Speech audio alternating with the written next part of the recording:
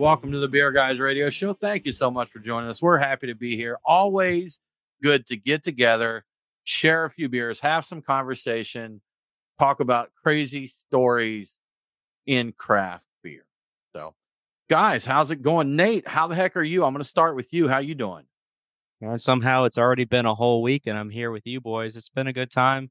Glad to be back here to talk beer. The weeks just fly by, Nate. Next thing you know, it'll be next week. That's only a week away. That's so wild. It's crazy. It's crazy, isn't it? Brian, how you doing, man? What are we chatting about this week?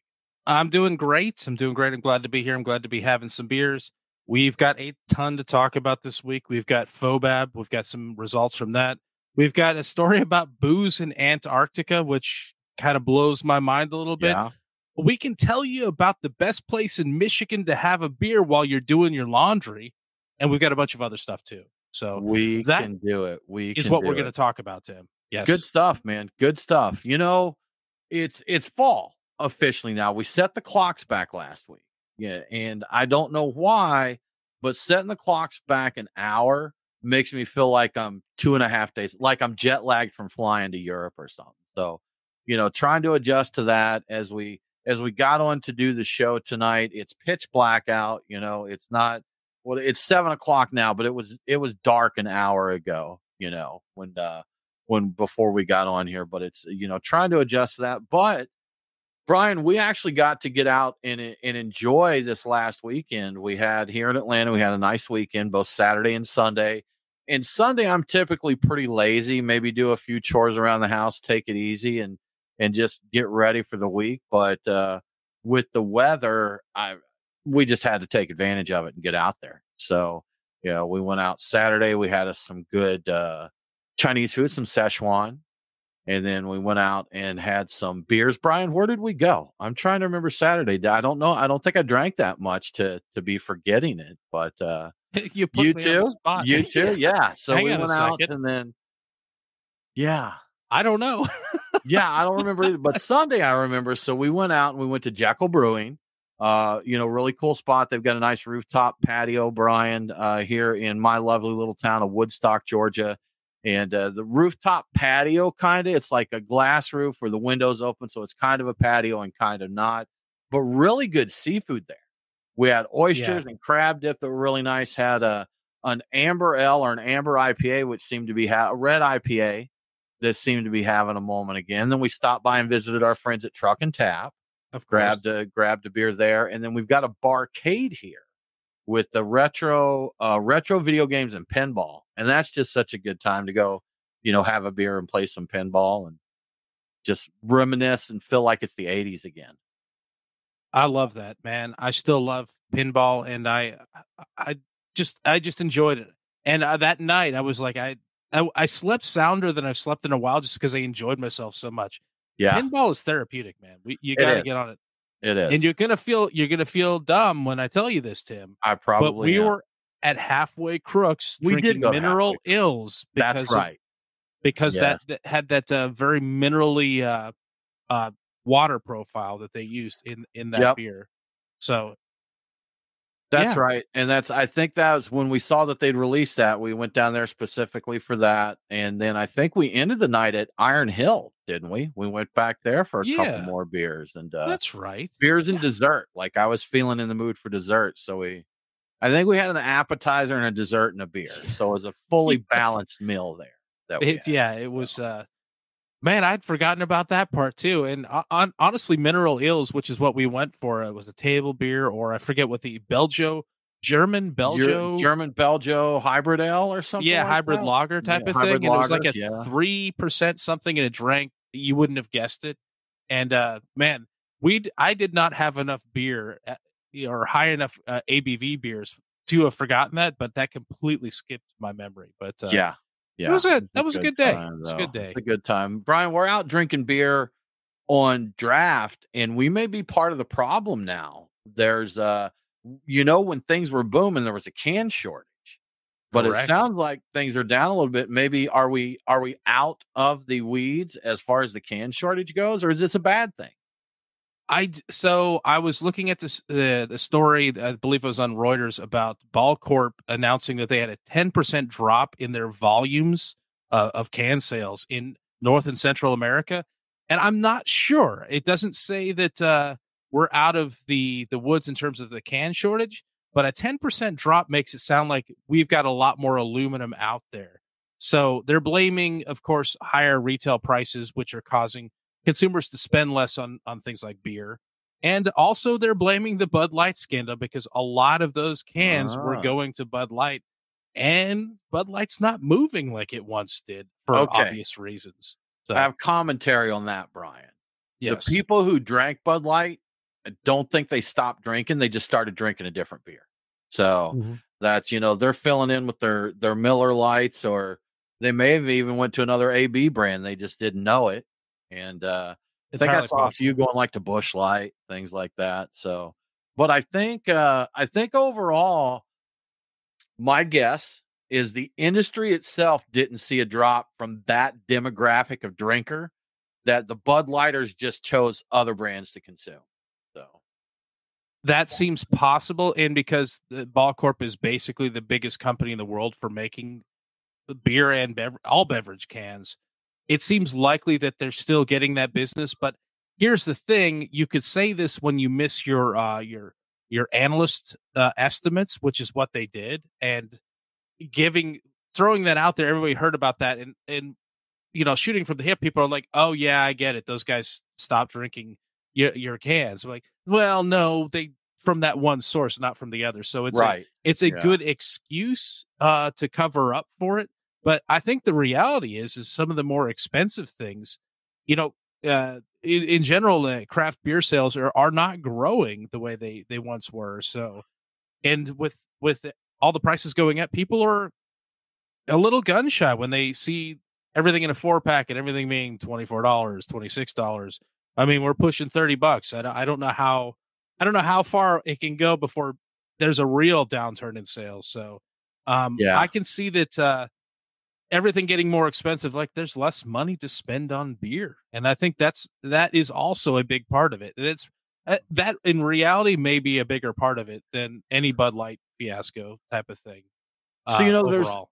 there's just so many factors, Brian. Like, we've thrown out our chicken wing index, and I think prices are getting back into that a little bit more. But even your groceries, I remember seeing eggs and milk, like eggs for like, what is it, $3 to $5 a dozen for just like store brand eggs, to where they were $1.79 a couple years ago, something like that. So when those staples are costing more, then it just hits everything else, and definitely impacts my spending. And in my industry, for my day job, telecom, it's a down year for them. It was real busy last year. So a lot of people in this, there's been a lot of layoffs. People may be making less or just may not have any work. It's been a tough year all around. And boy, if you don't have any money, then you don't have any beer money. That's a very good point. No money means also no beer money. That's the way it works. Yeah, it's not a different pot. It all comes from that pot. It does, man. So. It does. Absolutely. But, maybe you need to multitask to be efficient. Perhaps you got to do your laundry. You don't have a washer. You're going to run out. You're going to do your laundry. Maybe you can grab a beer, Brian. If you wanted to get a beer and do laundry, do you know anywhere that could happen? If you happen to be in Michigan, I do know of a place. It's what are they? Grand Rapids? I don't know. I don't know my Michigan geography too well, but a place called Duds and Suds is the only laundromat in Michigan with a liquor license, and they spent a year and a half fighting with the Michigan Liquor Control Commission to get it, and they finally won an appeal. Now, technically, you can't yet get one there just because they haven't actually got stock in yet to sell. They just got the win. So they plan on starting with a small beer fridge, and they're going to start serving within 90 days. And I guess it's a pretty big establishment from the video I saw, and you can hang out there, have a beer while you do your laundry or do your work or whatever. So you can triple task. You can have a beer, do some work or do some studying, and do your laundry at the same time. So all of that all together. At some point, they're hoping to put in a full-on proper bar, and it'll be a bar and laundromat. So what do you guys think? Is this a good idea? Will this take the world by storm?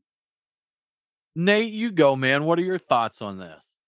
So when I first saw it, I was a little shocked at the idea, but honestly, the more I've thought about it, I think it's a good idea because laundromats are kind of, for some communities, that central hub because everybody has to wash their clothes. And if you live in, like, say, an apartment complex where you don't have that that washing machine capability in your unit, I've seen laundromats where they'll have like weekly spreads where it's like a community potluck. You come out, you wash your clothes, you have a meal with everybody.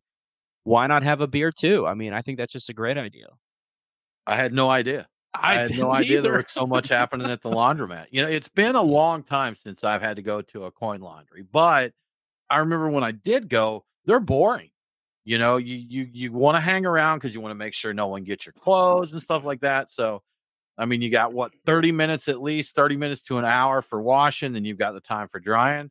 Take a magazine, take a book, whatever. So sure, man, if I can do a little bit of work there, I remember some old laundromats that had a couple arcade games that, that was a good way to pass the time. But sure enough, now, Brian, I'm curious. Did you dive in any to see why they had to fight with the liquor board to get a license? Because I'm not sure where there would be a conflict there necessarily. There was an implication, and I saw. No, I didn't dig into it. I only saw the links to this, basically the same story, but the implication is like a zoning thing. Like I think that they didn't like the idea of this business, and that it didn't seem like it matched up. Apparently, he won on appeal, and so there was not really a good reason for it, other than honestly just the commission's bias about how businesses should operate. Because, I mean, why not? Why not? Why not just? Well, couldn't a bar install a washer and dryer in the back? I mean, maybe that's good or not. I don't know. Maybe that's a thing they could start doing. A coin operating things. Hey, while you're here, get some wings, get some beers, but also bring a load, and you could wash it in the back. Maybe they're concerned people get lit up and do crazy stuff like throw a red sock and a load of whites. Ooh, or something like that, just getting off the rails with it. Now, you also mentioned, Brian, that Duds and Suds is the only laundromat in Michigan with a liquor license. Did you see if there are other drinking laundromats out there? I knew you were going to ask, and I forgot to look. They claim to be the only one in Michigan.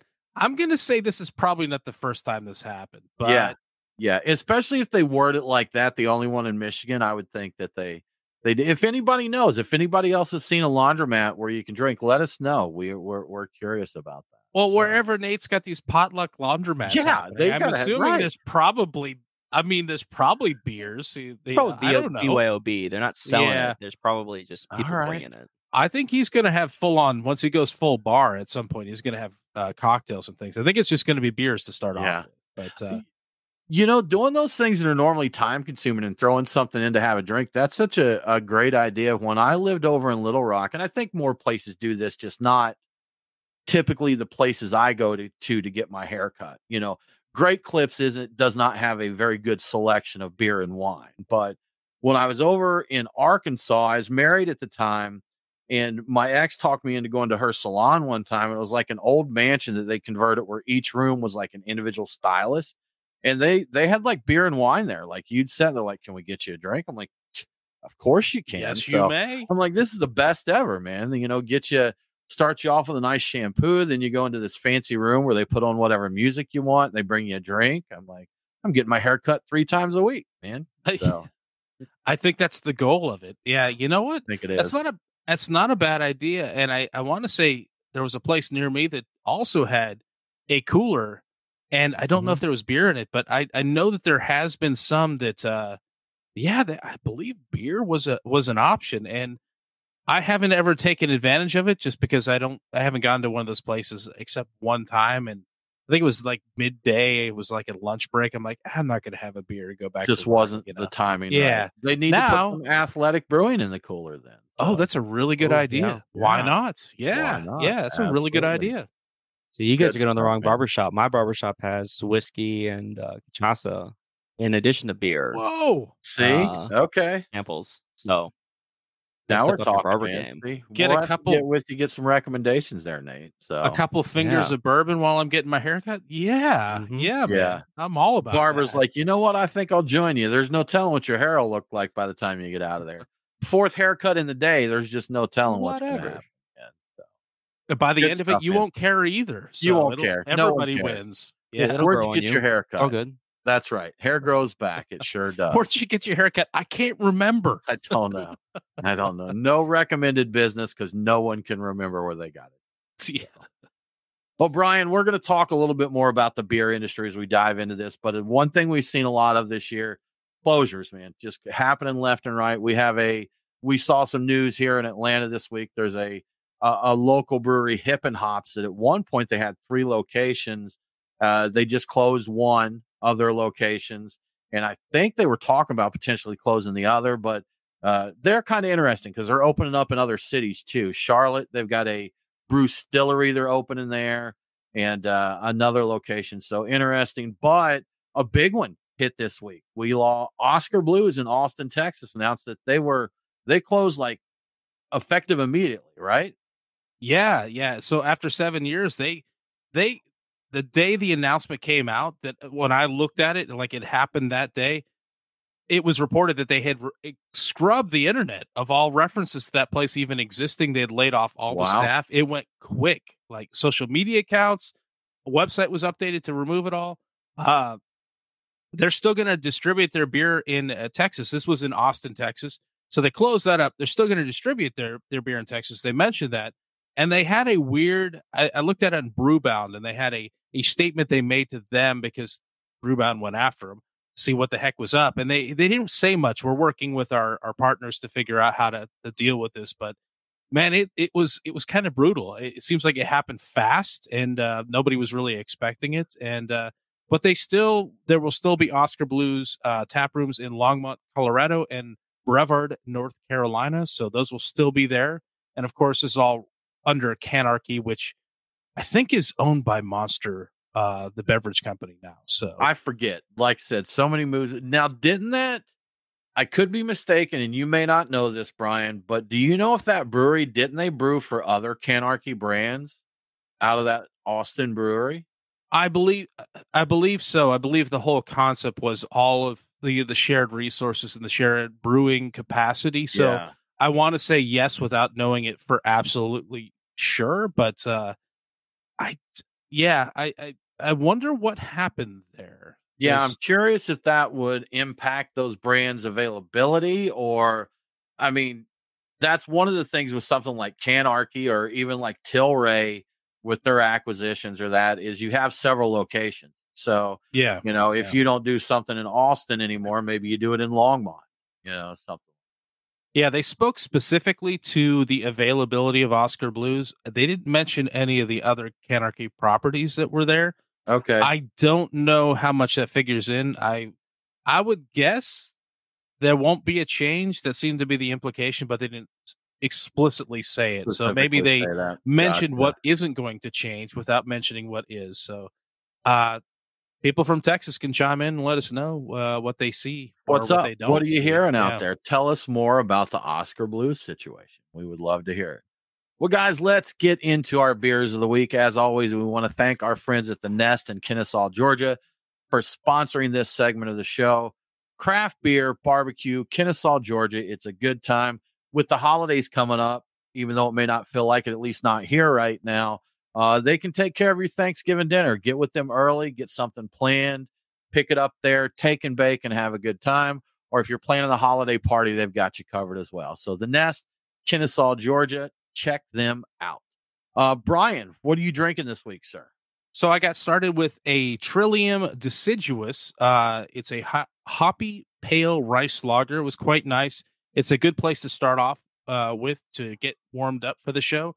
The next one, and what I'm drinking right now, is a collaboration between Fast Fashion and Halfway Crooks called Catch of the Day. It's a fresh hop New England IPA. And after that, if time permits, I have an Iron Hill Spruce Moose IPA, which I think is now a New England IPA, but it features spruce tips, and I'm actually quite fond of this beer. I like the name, and I've enjoyed this iteration of the beer. So, Nate, what are you drinking?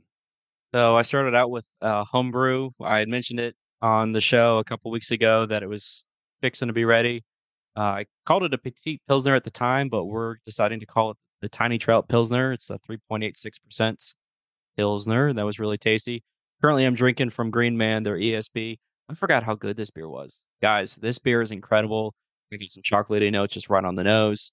It's in my glass right now, and I'm absolutely loving it. And then if time allows and I'm still thirsty, I do have a Wild Leap Alpha Abstraction Volume 25, which is their rotating single hop series where they feature a different hop.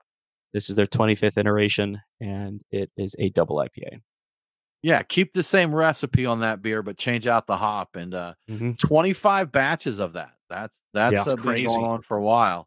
I haven't grabbed one of those in a while, but for a while there, always like to get that when the new hop came out. I stayed on that train for a while, so I have to check them out again. They always did some tasty stuff. So for me, guys, I'm going a little backwards here. So my backup beer, which I probably should have started with, is Anchor Steam. And that's Brian hooked me up there. Not many of those out there anymore. Get them while you can. So I do have one. I'll crack that on a fresh palate sometime and enjoy it if I don't get to it this evening. But what I'm sipping right now, Pure Madness, I have Noda's Gorgeous. That's Gorgeous, which is their pumpkin. What is that, Tim? It is a pumpkin beer, man. I am drinking pumpkin beer. Well, you know what? They were nice enough to send these to us, Brian. And I figure as we are getting into fall, it's been a while. Last year, the only pumpkin beer I drank is we were invited out to try the new fall beers at Iron Hill in Dunwoody, Georgia.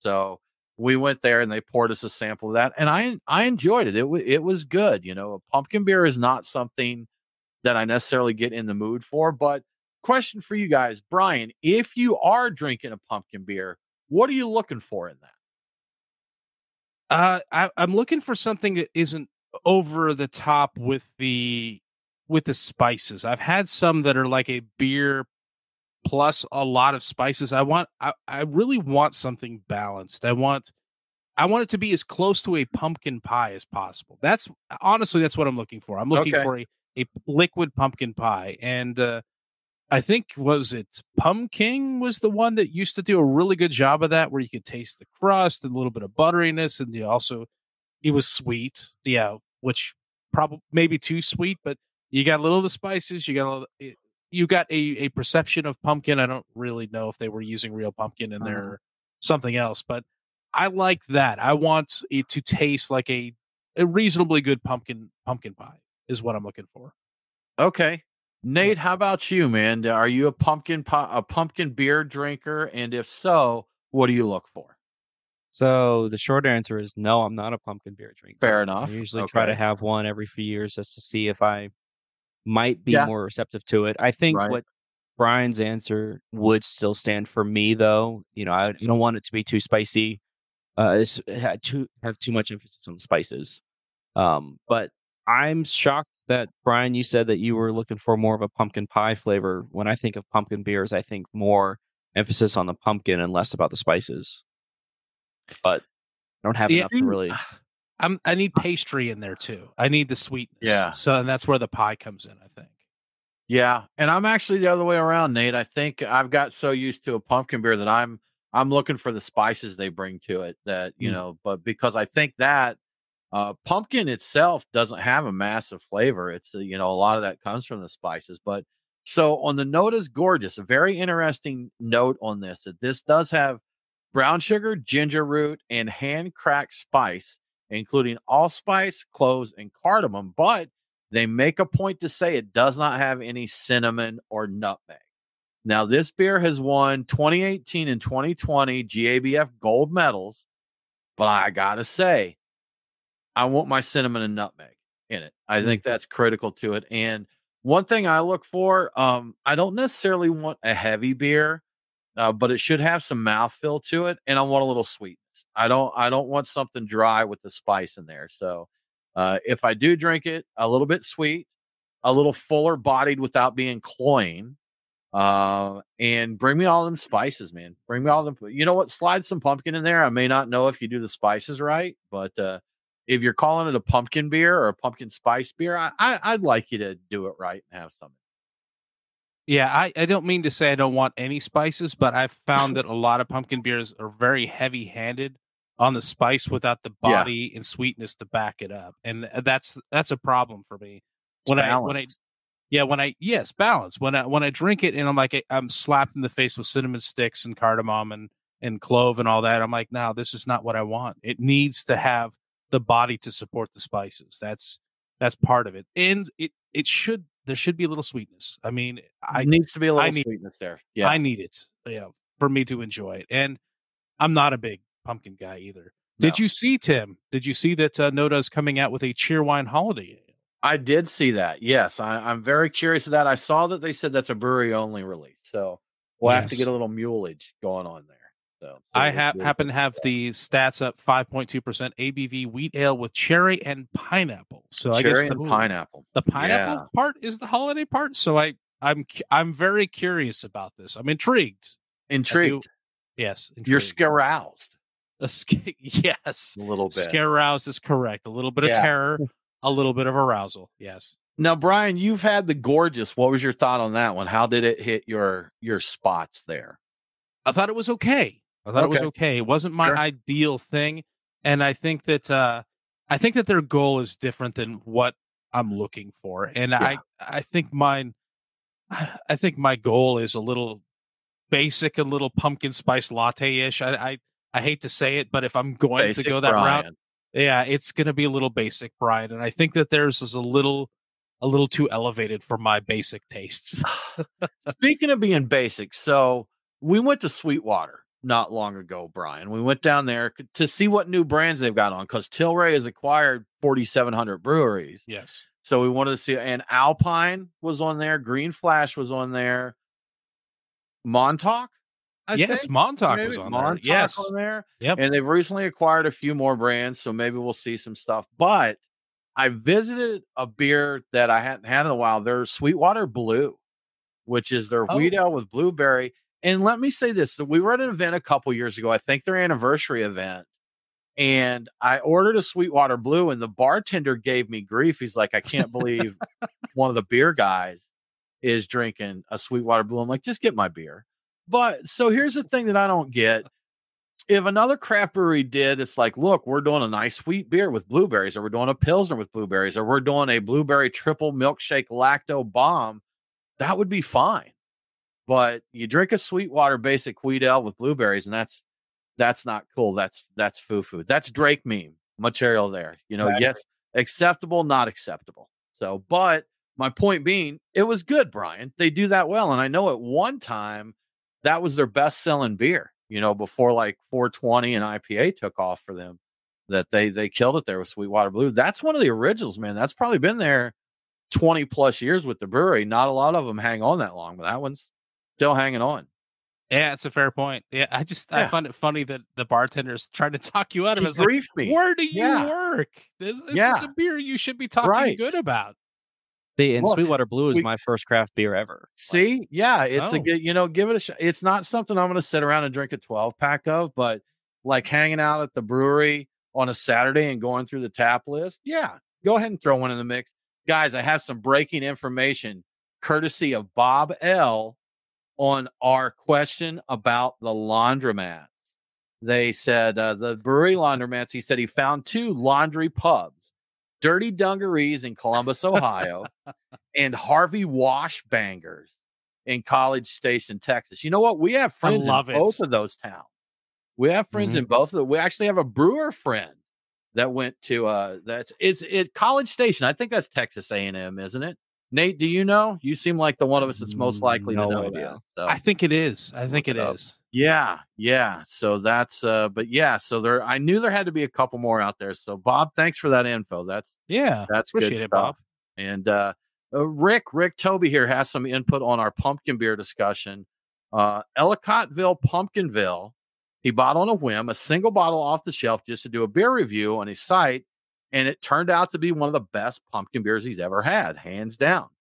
He said up there with Whole Hog, Schlafly, Southern Tier Pumpkin. He said it was phenomenal. So, Rick, where's Ellicottville? I'm not familiar with that brewery. I know Schlafly's is very well regarded. You hear a lot of people talking about that, and of course, Pump King is one that I've heard of. So when I went through my pumpkin beer phase, I want to say that's really early, like 2012 or 2013. I went through a phase where I bought so many 22-ounce bottles of Pumpkin, and I loved it. And I realized that the year I bought it, I think was the one it was. I think part of what I enjoyed about it may have been an actual off flavor. I think it was like a sweet corn flavor in it. And I don't know why, but I was really into it. And I tasted it later. I'm like, wait a minute. There's something not right about this. That's not pumpkin I'm tasting. So, yeah. That's not it. So, Ellicottville is in New York State. So, very cool. Very cool. Good stuff. Well, Brian, let's talk good things about our sponsors. I want to tell you, Terrapin Brewery Atlanta, Brian, love that place, barbecue and beer. Once again, good people there, and they've always got something new on tap. As we've mentioned, it is fall in Atlanta officially, and so that means our nights are going to be freezing temperatures, and then during the day will be mid-70s to the 80s and sun. That's just the way it works. Heaters in the morning, AC in the afternoon. So you just kind of have to adjust your drinking day to whatever the weather happens to be doing at the time. But fortunately, Terrapin Brewery Atlanta is ready no matter what the weather is. If you're feeling folly, Brian, maybe you want to get into their Oktoberfest before it's all gone. It's still seeing check-ins on that, so that one's still being tapped. See what you can do there. If you're feeling a bit more basic, like a basic Brian, maybe you want to get you a Pumpkin Fest while you can and enjoy that. We're not going to judge you. I may even be drinking a pumpkin beer right now. Who knows? There's just no way to tell. So, but if you're trying to keep the final shred of summer weather, maybe you want to sit on the patio out there, people watch at Truist Park, and sip on a postseason pills. We want to apologize last week for mentioning the Braves not winning the season. We know we triggered a few people there. We promise to not mention again this year that the Braves did not win the pennant and lost this season. We will not mention that again. We apologize. So never going to happen. If you're still not over that, maybe you need something with a little bit more punch. They've got Triple Buzz on right now, 9.3%, Brian. So if you need something with a little strength, a little punch for it, that Belgian Triple is there for you. And you know what? If you pair that up with a little fatty brisket, some nice smoked brisket with a little fat on it, that sweetness, the Belgian sweetness is going to pair well with that. You're just going to have a really good time, and you'll definitely be feeling better all the way through to spring training. So no matter what you're looking for, Terrapin Brewery Atlanta has you covered. Take a trip to Truist Park and check them out. Make sure to tell them that we sent you. Excellent. And Truck and Tap is also a great place to go and enjoy a variety of great beers at any time of the year. And right now, it feels like any time of the year, depending on what time of the day it is. If it's warm outside, they have outdoor seating at Truck and Tap. If it's cold, you can grab a table or a bar stool inside. But I want to show a little particular love to Truck and Tap Woodstock. That location. It's not only is it the original, but it has a third option that I think the other ones do not have. You can go take your beer anywhere within a couple block radius because that whole area is a party district.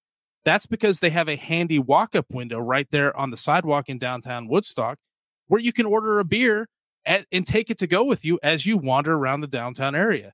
And I took advantage of this great feature a few days ago when I was in town.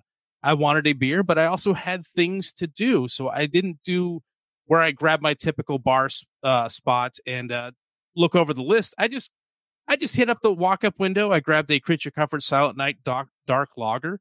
I paid for it and got on my way. And it seemed like the right beer for the occasion. It was warm, but not too warm. I was feeling a dark lager. So if you're in the area, you got to drop by and take advantage of the walking around beer at Truck and Tap Woodstock. It feels naughty or like you're in New Orleans, but it's totally legal. But of course, you will have a great time at any Truck and Tap location you decide to visit, whether it's Woodstock, Alpharetta, Duluth, or Lawrenceville. And be sure to check the Truck and Tap website, truckandtap.com, for the tap list and the menu for the truck of the day. So truckandtap.com, and let them know that we sent you. Yeah, absolutely do that every time. You know what? Next time you visit, look for the Beer Guy sign. Every location has one. Take a pic and send it to us. If you post a pic and tag us online, we'll send you some swag. We'll send you some Beer Guy swag. We'd love to see it. We'd love to see you visit Truck and Tap, and we'd like to see pictures of ourselves. We're conceited that way. We enjoy it. And happy 8th anniversary to Truck and Tap Woodstock. They just celebrated 8 years in downtown Woodstock. Good stuff. Awesome. Brian, much like us, craft beer is now mature, at least according to Bart Watson at the Brewers Association. What do you have to say about that?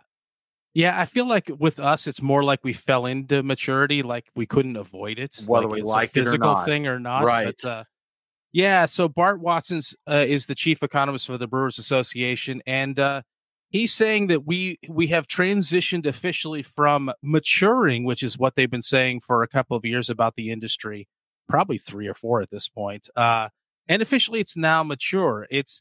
He used a dart analogy. He said in the early days of the craft beer industry, you could throw a dart at the wall and be guaranteed to hit a bullseye, and that dart represents a new brewery, a new beer concept, it just about anything, just a new beer event type of thing, and it would all be a hit because it was growing like gangbusters. Now you have to be very focused in what you're doing, and you have to really know where you're going to achieve that same level of success. It's still possible. It's just a lot harder. The reality is the demand is no longer growing as it was, and it's fairly flat at this point, if anything. Craft production is down 2% the first half of this year, but that first decline was that is the first decline that was not directly tied to the pandemic. So the only other time it's ever been down like this is because everything was shut down. So we're actually fully open and we're declining. So dollar sales are up barely 0.7% year over year, but the actual volume is down 3%. So the increase in the dollar sales is more to do with inflation than it is the actual beer getting sold.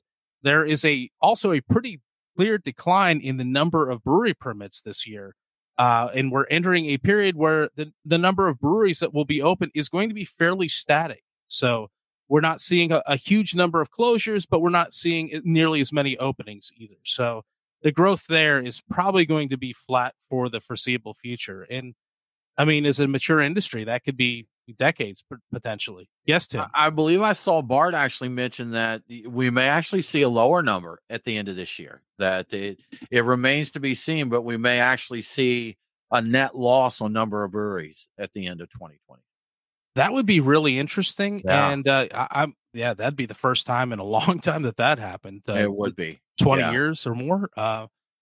So he says the current challenges that are facing craft beer right now is pricing, demographics, and competition. So with pricing, controlling for inflation, the price of beer, as high as it seems, is about the same as it's been for the past 20 plus years, give or take a little bit.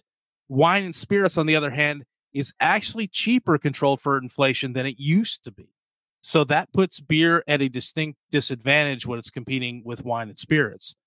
The price gap between craft beer and all beer, like just the macro beers, that's shrinking. So craft beer used to be like 1.6 times the price of a macro. Now it's like 1.4 times. So that gap is closing, which in one way makes it sound like that's good. It's going to bring more people into craft. But what it does, it also makes the brands less strong. You know, a note on that, Brian. Years ago, I'm thinking for one, we had Bart Watson on the show back in 2018. So October 2018, about 5 years ago, and people were talking about the bubble burst and all of that at that time. And back then he said, no, this is just market progression. You know, so now from 5 years ago, we're maturing to a mature market. But there was also an article written about big beer buying craft brands and putting craft brands on the shelf at a lower price than what they are, and inflating the value of the macros or deflating the value of craft brands. And Brian, what you're saying here, it sounds like, you know, as that gap closes, that may have been a successful campaign if that was their intentions there. So I think it's a lot of factors that go into it, but yeah, I mean, they have the differentiation between the two is getting smaller. So yeah, I think there is a weakness in craft as a result of that. Now, it means theoretically more people could make the transition over to, but that doesn't seem likely as everything goes up in price. Of course, we've got demographics. younger people are drinking and spending differently, so they're less on craft. They're more into hard seltzers and whatever else out there. And there's going to be future problems as craft beer drinkers get older. Like initially, in the short term, it's actually going to be positive because as people get a little older before they hit a certain threshold, they have more discretionary money to spend. But as they hit a certain point, they're going to stop spending on alcohol because they can't buy that anymore because health reasons. Stop drinking as much. Yeah, exactly. Exactly. And also we've got a competition situation where 90% of weekly craft beer drinkers also drink from other categories, beverage alcohol categories. So hard liquor is gaining ground on beer. They've gained 8.4% over the past 20 years. So they're kind of closing the gap. So people that are drinking craft beer aren't married to just that. They are also drinking RTDs. They're drinking wine. They're exploring. Now, Bart did say that he thinks this exploration, this interest in new and different things is something that craft beer can exploit because that's what it's good at. But it also means that they have to compete harder because everybody else is doing it. There's a lot of RTDs exploding on the market right now. And I've been buying some of them, and that's not something I'd ever really had done in the past. So on that note, Brian, I know your drinking habits fairly well, and I would think that this is a no, but would you say, do RTDs and spirits in general, would you say that has gone up for you, and has that impacted your beer drinking, say in the last 3 to 5 years? No, not really. I don't.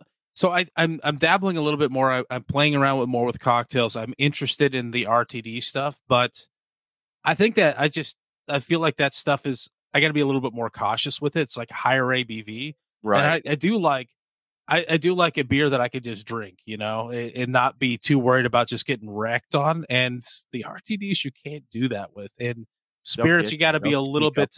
You got to drink different with those. So not very much. It's not made much of a change. I'm still mostly a beer guy, really. At the end of the day. Yeah.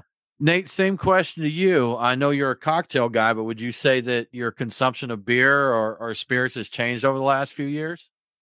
I kind of go in waves with it. I think overall it hasn't, but there are some times when I'm a little bit more health conscious and I realize, well, there are so many calories in beer. So I may lower my beer consumption. But then, like, recently, beer is just so easy. I can crack the can open and it's there for me. It's there. It's ready to go. Like Brian said, with an RTD or even with a cocktail, with a beer, I mean, even this Alpha Abstraction that I'm drinking right now, it's 8%. Like 8% is so much lower than any RTD or cocktail that I could make tonight. Well, not any, but a standard cocktail that I might make. Some of the, like the espresso martini that I made for the show over the summer, that's still going to be higher than that 8%. There's a lot of work going into that espresso martini that I didn't have to do for this can of beer. And you got 12 ounces there to sip on. So as opposed to what 6 ounces probably, I think, in it 4 to 6 ish, somewhere in there. So the problem with the cocktails too is the lack of carbonation. They drink so easy, so fast, and they're usually so sweet. It's like you really going to get yourself in a bad spot. The carbonation in amongst a bunch of other things is a bit of a speed bump for the drinking. Like you get a good hit of it, but the carbonation will slow you down a bit. Like hold up, you gotta let this settle first before you go gangbusters on it. So, there's value to that. Anyway, Tim, go ahead. No, and like beer and non-alcoholic beer and that craft beer has gotten better, say over the last decade, 15 years. NA beer over the last 3 to 5 years has gotten a lot better. RTDs are better. We're getting better. Back in my day, we had Jack Daniel's mini bottles of Lynchburg lemonade. It was that was our RTDs at the time. But Brian, you and I went to a King Tut exhibition in Atlanta, and the snack bar there had Cutwater cocktails. Oh yeah, Cutwater's pretty solid. They make some pretty good stuff. Whistle Pig has canned cocktails, which are fantastic. There's still some rough stuff out there that definitely doesn't replace, but like I'm a big fan of Mai Tais, and Cutwater's Mai Tai is pretty good. It may not be as good as one made at the bar, but it's pretty good. And if you're going for something like a mule, which is a pretty basic drink, they're virtually indistinguishable from one that you have made at a bar.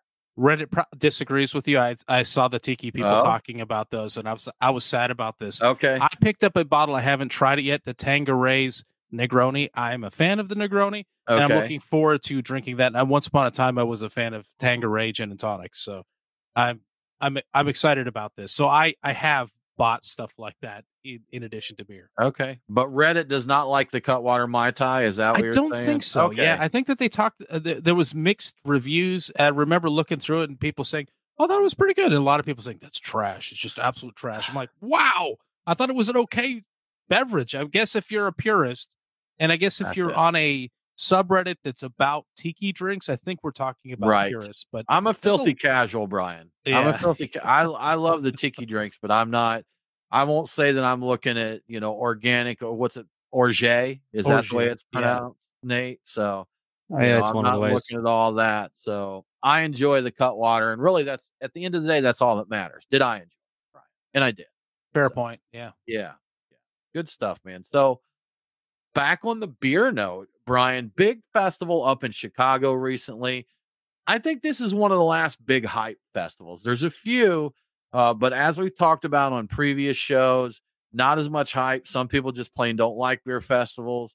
But we have the Festival of Wood and Barrel Aged Beer, which is lovingly known as FoBAB. And that just happened in Chicago. And we got some info from an article posted by our friends over at porchdrinking.com talking about the winners there. So who were the winners at FoBAB? All right. So at the 21st annual festival in Chicago that happened on November 4th and 5th, 2 sessions, there were 300 beers entered in 12 categories, so much smaller than your GABF. Hidden Hand Brewery's Oaked Valley d'Or took the Best of Show award and took the first place for the Wild and Brett beer category. So I was excited to see that a Brett beer took the first place on that. And the runner-up Best of Show was More Brewing Company's Mendi, MEHNDI 2023. It took the first place in Strong Porter and Stout category. So if you missed it, you can watch the entire live stream of the award ceremony at FoBAB.com, or the folks at Porch Drinking have nicely laid out all the 12 different categories and all the first, second, and third places for each. So I was pretty excited to see Brett beer take the number 1 spot. That's the way it should be, Tim. Maybe Brett's coming back. So I hope I'm not putting you on the spot here and that you prepared for this, Brian, but you mentioned these winners here and you mentioned that we got a stout and a Brett beer, but tell us more about these beers. Like, what were they aged in? What do we got going on with these? Man, I would love to tell you about that, but I don't have those details, unfortunately. How do you write an article? How do you write? I didn't write the article. Nate, would you please look those beers up for us, since Brian horribly underprepared to share this story?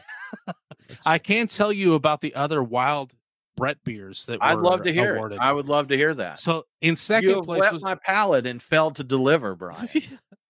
Well, you know what? I don't have any details of that. So Full Mile Beer Company and Kitchen had Palace of Gold was the second place for wild in Brett beers, and Penrose Brewing Company Oak Radio took the third spot. So unfortunately, in the article, it doesn't have a lot of details about those specifically. I believe the FoBAB website has the entire, or at least a partial list of all the 300 entries. I looked at it and I don't think it named all 300 when I looked through it, but it may have been. I was just wondering about the 2 you told us about, Brian. So that's all I wanted from you. I don't think that's asking too much. Is it though, or is it not though? Nate, how you doing over there? Yeah. You found anything Any for luck? us? So the let's see. We'll come back around. He's looking it up. We don't want to put Nate on the spot too. He's trying to save us here. But Brian, I do have to say that's a festival I still want to make it to. There's not a lot of stuff that I feel the need to travel for or anything anymore, but I'd like to make it up to FoBAB. That looks like a good time there. And Chicago in general is a good time. I'll get some pizza. I'll get a steak. I'll have an Italian beef. Italian beef. Yeah. It'll be great, man. It'll be great. So Yeah, good times. Now we got to hear talking again about, beers and growth and RTDs and that. Rick Toby had a comment talking about THC infused beer and mixed drinks and things like Delta 9 cannabis water are going to continue to grow to huge levels. As marijuana is legalized in more and more places, it will grow to the giant like craft beer did. So, Rick, I do think that there's a lot of potential in that category. The one kicker right now is that on a federal level, it is still illegal to mix THC and alcohol. So you have like Brian Syria Brewing. Brian, was that the name of the one? Syria. Yeah. So Syria Brewing, they specialize in 0% ABV beers where they do add, cannabis to it, because right now that's the only way you can do it. You can do. They said they didn't even want to go with like a 0.5%, that it's truly 0% beers, that they didn't want to run the risk of, there being any question there about them having alcohol in there with it. But yeah, those types of beverages way back when Afria acquired Sweetwater, before it was Tilray acquiring it, we were on the call when they announced their plans there. And they mentioned that there was a lot of potential for bringing the two together, not necessarily even beer and cannabis, but beverages in general, finding new ways to deliver it. I think they even joked about like cannabis milk or something that, make your cereal a little more. It would be good for the cereal industry, because if you're eating weed in your cereal, it's just going to make you want more cereal. So maybe Big Cereal will get on the bandwagon and push for THC milk. Maybe they will. And I do have the description that was officially uploaded to the FoBAB website for each of those beers. Perfect. Thank you. So for the best in show, the Hidden Hand, I don't know what I said before, Hidden Hand Brewery, Oaked Val d'Or. This is the official description. It is a labor of love, and this beer is a symbol to remind us that all of this is truly a Golden Valley. A fruity, rustic Belgian pale ale aged in neutral oak for 12 months, allowing the Brettanomyces to mature and the oak to become percent. I'm not sure what percent means, but maybe present is what they meant. Yeah, that's possible. Okay, that would make sense. I feel you there. So, is percent spelled with an S? Because if so, no, it's spelled properly like percent, but present, I imagine. So oak plus Belgian pale ale plus a lot of Brett. That sounds awesome. That really sounds good. Yeah. So the runner up was Moore Brewing Company's barrel aged. Oh, you know what? I think I may have grabbed the wrong one. Uh-oh. I've got it. You got us. Tell us about. I've got it. You have us. All right. Mendy.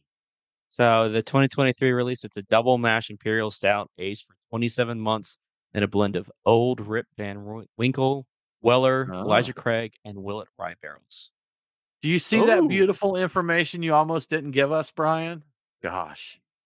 I see it. I feel so ashamed. That's okay. We made it through. That's good, man. Again, I'd love to go up and check out FoBAB. Have either of you guys been?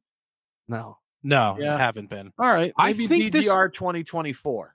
So. I think this is the first time in like 2 years it's been on. I think I haven't kept up with it, but at least the first year, probably the second year after COVID hit.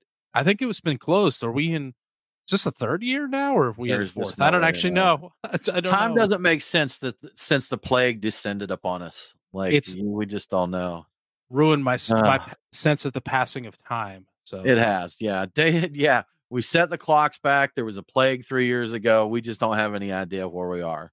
Well, Brian, we got one more story to share. This one kind of sucks, to be honest with you, but crazy things are happening in Antarctica. Yeah, I like weird beer news. I don't like it when it's kind of bad weird beer news, but here we are. A science base in Antarctica has banned the sales of alcohol in the bars in their base. So the base is big enough. It's got 1,500 residents that live there at any given time. They have 2 bars, and they have like I think it's like a library or a coffee shop that also used to sell beer. And this is the National Science Foundation's McMurdo Station. It's located on Ross Island, which is almost due south of New Zealand. So, it's crazy. So up until October, residents could buy booze at the bars, at the coffee shop, and they're thinking that may have contributed to a problem, and that problem is multiple sexual assaults that have been reported on this science base in Antarctica, which also blows my mind. The theory seems to be that cutting the free flow of booze may prevent issues in the future, but people are still permitted an alcohol ration of 18 beers, 75 centiliter bottles of wine, or 175 centiliter bottle of spirits per week, and they can still bring that alcohol to the bar if they want to. Will that actually improve the situation? That's kind of hard to tell. At least one victim of assault said that there was no alcohol involved, and this ban will do nothing other than make it look like management is basically doing something. So they've got a sexual assault problem in Antarctica, if you can believe it. I'm going to throw absolutely no opinion or analysis on this article. I'm leaving this one alone. It's a sad situation. It stinks to hear it. I hope whatever the reason being, whether it's alcohol or non-alcohol, and it's not. I hate even saying the reason is you got creepy people out there. This is the people doing it. So, Brian, I hate this news story. I don't like this one. This stinks. But I know it worked out. Yeah. It's so weird, and these are science people. You're not supposed to behave this way. You're supposed to do science things.